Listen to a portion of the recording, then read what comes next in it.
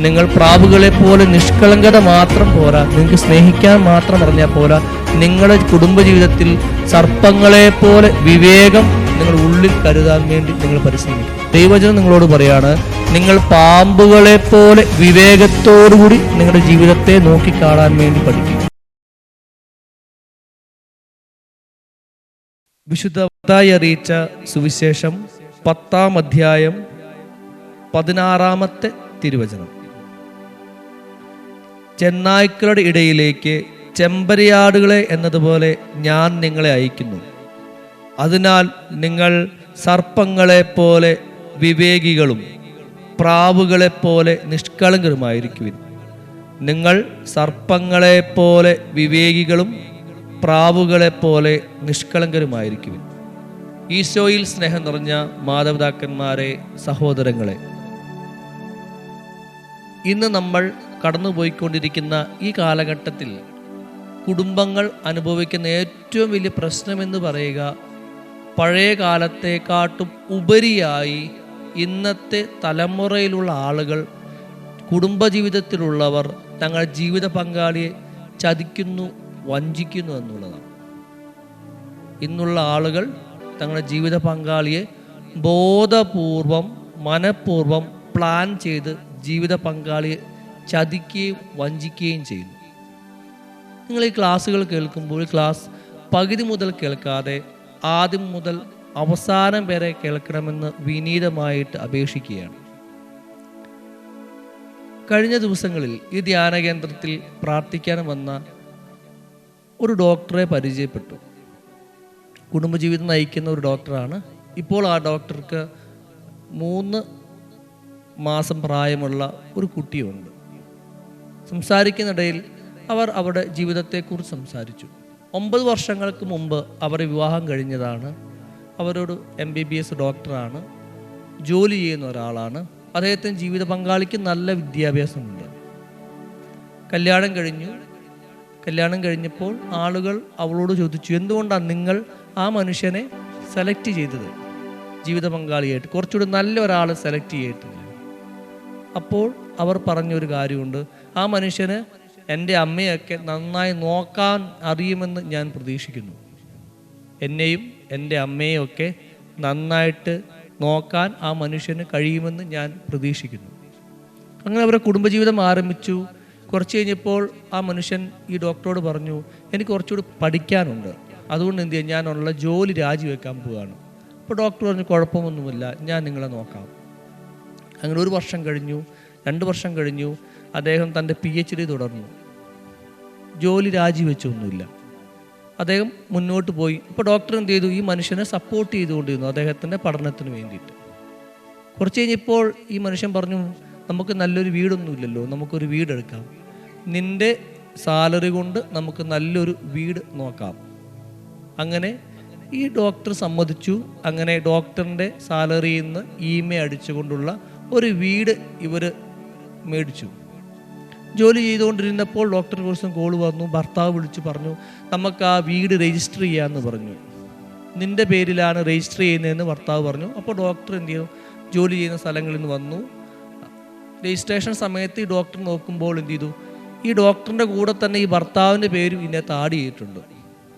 അപ്പോൾ ഡോക്ടർ ചോദിച്ചപ്പോൾ ഭർത്താവ് പറഞ്ഞു, ഇത് നമ്മുടേതല്ലേ എന്ന് ചോദിച്ചു. അപ്പോൾ ഡോക്ടർ എന്ത് ചെയ്തു, ഈ പേരിൽ ഇവരുടെ വീട് ഒരുമിച്ച് രജിസ്റ്റർ ചെയ്തു. ഇവരെ കല്യാണം കഴിഞ്ഞ് ഏകദേശം 8 വർഷങ്ങൾ കഴിഞ്ഞു. ഇപ്പോൾ ഈ ഡോക്ടർ മനസ്സിലാകുക, തൻ്റെ ജീവിത പങ്കാളി പൈസയ്ക്ക് വേണ്ടി, പണത്തിന് വേണ്ടി മാത്രം തന്നെ സ്നേഹിക്കുകയാണ്. എന്തെങ്കിലും പണത്തിന് അത്യാവശ്യം വരുമ്പോൾ മാത്രം വിളിക്കുകയും സ്നേഹം പ്രകടിപ്പിക്കുകയും ചെയ്യുന്ന ഒരു ഭർത്താവ്. അപ്പോൾ അതൊക്കെ ഡോക്ടർ ഈ ജീവിത പങ്കാളിയോട് പറഞ്ഞു, നമുക്കിങ്ങനെ പോയാൽ ശരിയാവില്ല, നമുക്ക് കുറച്ചുകൂടി മാറി നിൽക്കുന്ന നല്ലതായിരിക്കും, നമുക്ക് ഈ ഒരു ഡിവോഴ്സൊക്കെ മേടിക്കാം. കുറച്ച് ദിവസങ്ങൾ കഴിഞ്ഞപ്പോൾ ഡോക്ടർ മനസ്സിലാക്കുകയാണ്, തൻ്റെ ജീവിത ഇതുവരെ കാണിക്കാതിരുന്ന ഒരുപാട് സ്നേഹം തൻ്റെ ഭർത്താവ് തന്നോട് കാണിക്കാൻ വേണ്ടി തുടങ്ങി. അപ്പോൾ ഡോക്ടർ വിചാരിച്ചു, ഈ മനുഷ്യൻ നന്നായി എന്ന്. പക്ഷേ ഒരു കാലഘട്ടത്തിൽ ഇവർ ആഗ്രഹിക്കാതെ, ഒരു മകനെ, ഒരു മകളെ ആഗ്രഹിക്കാത്ത ഒരു കാലഘട്ടത്തിൽ പെട്ടെന്ന് ഡോക്ടർ ഗർഭിണിയായി. ഈ മനുഷ്യൻ ആ ഡോക്ടറെ 9 മാസത്തോളം പൊന്നുപോലെ നോക്കി. ഈ ഡോക്ടറെ ആശുപത്രിയിൽ പ്രവേശിച്ച് കഴിഞ്ഞപ്പോൾ എന്ത് ചെയ്തു? ഈ മനുഷ്യൻ പതുക്കെ അങ്ങ് മാറി നിന്നു. ഇപ്പോൾ ആ ഡോക്ടർ 3 മാസം പ്രായമുള്ള ഒരു കൊച്ചിൻ്റെ അമ്മയായിട്ട് നിൽക്കുമ്പോൾ ആ ഡോക്ടർ കണ്ണീരോട് പറയാണ്, അച്ഛാ, അദ്ദേഹം എന്നെ ചതിക്കുകയായിരുന്നു. ഞാൻ ഡിവോഴ്സ് ആകാതിരിക്കാൻ വേണ്ടി ബോധപൂർവം എന്നെ ചതിക്കുകയായിരുന്നു. സ്നേഹം നിറഞ്ഞവരെ, ഇന്ന് നമ്മൾ ഈ കാലഘട്ടത്തിൽ ജീവിത പങ്കാളിയെ ബോധപൂർവം പ്ലാൻ ചെയ്ത് ചതിക്കുന്ന ഒരു കാലഘട്ടത്തിലേക്ക് പ്രവേശിക്കുകയാണ്. അതുകൊണ്ട് ഈശോ നമ്മളോട് പറയുന്ന ഒരു വചനമുണ്ട്, നിങ്ങൾ പ്രാവുകളെ പോലെ നിഷ്കളങ്കരാണെങ്കിലും സർപ്പങ്ങളെപ്പോലെ വിവേകം നിങ്ങളുടെ കുടുംബജീവിതത്തിൽ ഉണ്ടാകണം. സർപ്പങ്ങളെപ്പോലെ വിവേകം നിങ്ങളുടെ കുടുംബജീവിതത്തിൽ ഉണ്ടാകണം.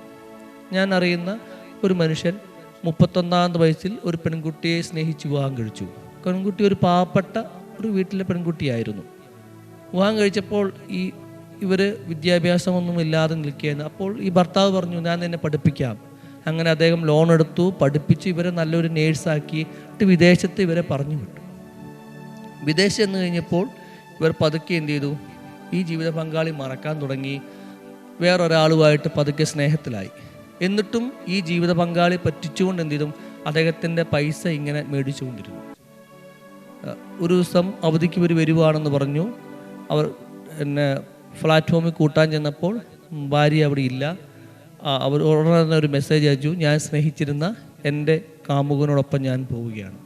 ബോധപൂർവം പ്ലാൻ ചെയ്തുകൊണ്ട് ജീവിത പങ്കാളികളെ നശിപ്പിക്കുന്ന ഒരു ചെറിയ തലമുറ കടന്നു വരികയാണ്. ഈ വചനം നിങ്ങൾ കേൾക്കുമ്പോൾ നിങ്ങൾ വിചാരിക്കരുത് എല്ലാ ആളുകളും ഇങ്ങനെയാണെന്ന്, അല്ലെങ്കിൽ എൻ്റെ ജീവിത പങ്കാളി ഇങ്ങനെയാണെന്ന് നിങ്ങൾ വിചാരിക്കരുത്. മറിച്ച് ഈശോ നിങ്ങളോട് പറയുകയാണ്, ദൈവവചനം നിങ്ങളോട് പറയുകയാണ്, നിങ്ങൾ പാമ്പുകളെപ്പോലെ വിവേകത്തോടുകൂടി നിങ്ങളുടെ ജീവിതത്തെ നോക്കിക്കാണാൻ വേണ്ടി പഠിക്കുക. നിങ്ങൾ പ്രാവുകളെപ്പോലെ നിഷ്കളങ്കത മാത്രം പോരാ, നിങ്ങൾക്ക് സ്നേഹിക്കാൻ മാത്രം അറിഞ്ഞാൽ പോരാ, നിങ്ങളുടെ കുടുംബജീവിതത്തിൽ സർപ്പങ്ങളെപ്പോലെ വിവേകം നിങ്ങൾ ഉള്ളിൽ കരുതാൻ വേണ്ടി നിങ്ങൾ പരിശ്രമിക്കണം. ഞാൻ അറിയുന്ന ഒരു കുടുംബത്തിലെ 2 പെൺമക്കളുള്ള ഒരു കുടുംബത്തിലൊരു ചേച്ചി, ഭർത്താവിന് ചെറിയൊരു ജോലിയൊക്കെ ഉള്ളൂ. അപ്പം അത് കണ്ട് കുടുംബത്തെ കുറച്ചും കൂടി കരുപിടിപ്പിക്കാൻ വേണ്ടി വിദേശത്തേക്ക് പോയി അവിടെ ജോലി ചെയ്തു. അപ്പോൾ ഭർത്താവ് നാട്ടിൽ തന്നെയാണ്. കുറച്ചുകൂടി മുന്നോട്ട് പോയി ഇവരെ കടങ്ങളൊക്കെ വീട്ടിൽ കഴിഞ്ഞപ്പോൾ ഇവർ നമുക്കൊരു വീട് വെക്കാം, അങ്ങനെ വീട് വെക്കാൻ വേണ്ടി പരിശ്രമിക്കാൻ തുടങ്ങി. ലോണുകൾ എടുത്തു. ഈ ജീവിത പങ്കാളി അവിടുന്ന് പൈസകൾ അയച്ചു കൊടുത്തുന്നു. ഭർത്താവല്ലേ, നല്ല രീതിയിൽ കുടുംബവും ജീവിതമൊക്കെ നന്നായിട്ട് പോകുമെന്ന് ഇവർ പ്രതീക്ഷിച്ചു. എല്ലാ മാസവും പൈസ അയച്ചുകൊണ്ടിരുന്നു. വീടിൻ്റെ പണി ഇങ്ങനെ പുരോഗമിച്ചു കൊണ്ടിരുന്നു. ഒരു ദിവസം ഇദ്ദേഹം പറയാണ്, വീടിൻ്റെ പണി തിരക്കാണ്, അതുകൊണ്ട് ഞാൻ കുറച്ച് ദിവസം ലീവ് എടുക്കുകയാണ്. 1 മാസമായ ലീവ്, ആ ലീവ് 6 മാസമായി, പിന്നെ 1 വർഷമായി. പിന്നെ പതുക്കെ ഇദ്ദേഹം ജോലിക്ക് പോകാതെയായി. ഭാര്യ വിചാരിച്ചു, എങ്കിലും അദ്ദേഹം എൻ്റെ മക്കളെ നോക്കൂലോ, കുടുംബം നോക്കൂലോ എന്നൊക്കെ വിചാരിച്ച് പൈസ അയച്ചുകൊണ്ടിരുന്നു. പിന്നെ പതുക്കെ എന്ത് ചെയ്തു? ഇദ്ദേഹം കിട്ടുന്ന പൈസയിലേക്ക് നോക്കാൻ തുടങ്ങി. മക്കളെ നോക്കാതായി. പതുക്കെ ദുശീലങ്ങളിലേക്കും മദ്യപാനത്തിലേക്കും പുകവലിയിലേക്കും കൂട്ടുകെട്ടിലേക്കും പ്രവേശിക്കാൻ വേണ്ടി തുടങ്ങി. ഈ സ്ത്രീ വിദേശത്തിരുന്ന് ഈ കുടുംബത്തിന് വേണ്ടി രാപ്പകൽ അധ്വാനിക്കുന്നു, ആ പൈസ അയച്ചു കൊടുക്കുന്നു. ഇദ്ദേഹം എന്ത് ചെയ്യുന്നു? കിട്ടുന്ന പൈസയിൽ കുറച്ച് കാര്യങ്ങൾ മാത്രം വീട്ടിലേക്ക് ഉപയോഗിക്കുകയും ബാക്കിയെല്ലാം മദ്യപാനത്തിലേക്കൊക്കെ പോകുന്നു. മക്കൾക്ക് ഭക്ഷണം ഉണ്ടാക്കി കൊടുക്കുന്നില്ല, ജോലിക്കാരെ നിർത്തുന്നു. ഇദ്ദേഹം ഇവിടെ ലാവിഷായിട്ട് ജീവിക്കുകയും തങ്ങളുടെ ജീവിത പങ്കാളി വിദേശത്ത് അധ്വാനിക്കുകയും ചെയ്യുന്നു. ഒരു ദിവസം ഇവർ പറയാതെ വീട്ടിലേക്ക് വന്നപ്പോൾ കാണുന്ന കാഴ്ച എന്ന് പറയുക, 2 പെൺമക്കളുള്ള ഈ മനുഷ്യൻ കുടിച്ച് കൂത്താടി വീട്ടിൽ കിടക്കുകയാണ്. മക്കൾ പേടിച്ച് വീട്ടിലിരിക്കുന്നു. അത്രയധികം ബോധപൂർവം ജീവിത പങ്കാളിയെ മനഃപൂർവ്വം വഞ്ചിക്കുന്ന ഒരു കാലഘട്ടത്തിലേക്ക് നമ്മൾ പ്രവേശിച്ചിരിക്കുന്നു.